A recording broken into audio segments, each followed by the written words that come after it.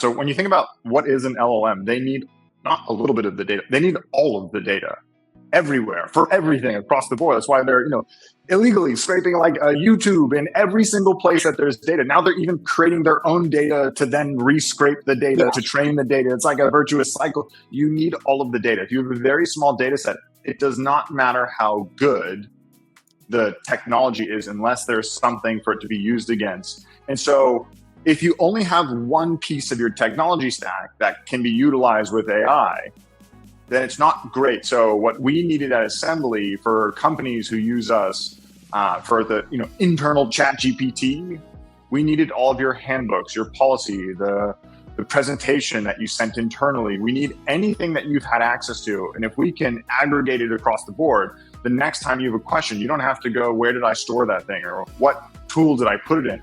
Instead of searching across 15 different tools, if we can aggregate into one place, you can ask a simple question and get an answer immediately. So we needed all of the data sources. And to be honest with you, shout out to Merge here, we were not going to build it. It was not on the roadmap, and that would have been an entire business. Thank you, Merge, for taking that business. But you were able to, partner with us and build out integrations into, Dropbox and Box and Google and OneDrive and SharePoint, all the places that people are storing documentation. But it doesn't stop there. The truth is, if you're an aggregator of data, you don't need 5 sources. You need every source across the board. And that's obviously, shout out to you. Good job again. You crushed it.